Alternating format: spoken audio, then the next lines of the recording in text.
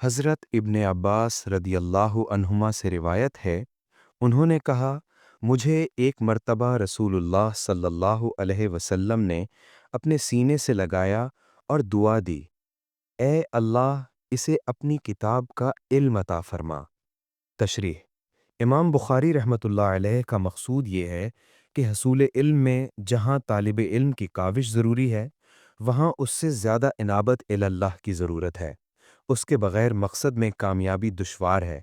تحصیل علم کے متعلق انسان کو اپنی ذہانت اور فطانت پر اعتماد نہیں کرنا چاہیے، بلکہ یہ عطیہ الہی اس کی مہربانی کے بغیر ناممکن ہے۔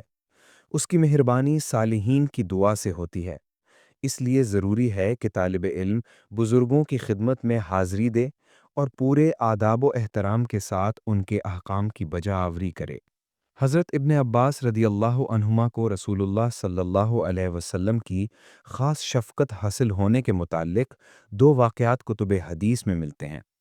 ان میں سے ایک کا تعلق خدمت سے ہے، جبکہ دوسرا واقعہ رسول اللہ صلی اللہ علیہ وسلم کے آداب و احترام کی بجا آوری سے متعلق ہے۔ حضرت ابن عباس رضی اللہ عنہما اپنی خالہ میمونہ رضی اللہ تعالی عنہا کے گھر میں تھے کہ رسول اللہ صلی اللہ علیہ وسلم قضائے حاجت کے لیے بیت الخلاء تشریف لے گئے۔ حضرت ابن عباس رضی اللہ عنہما نے خدمت کے طور پر آپ کی سہولت کے لیے پانی بھر کر دیا۔ جب آپ باہر سے تشریف لائے تو دریافت فرمایا کہ پانی کس نے رکھا تھا۔ معلوم ہوا کہ حضرت ابن عباس رضی اللہ عنہما نے یہ خدمت انجام دی ہے۔ آپ خوش ہوئے اور مذکورہ دعا فرمائی۔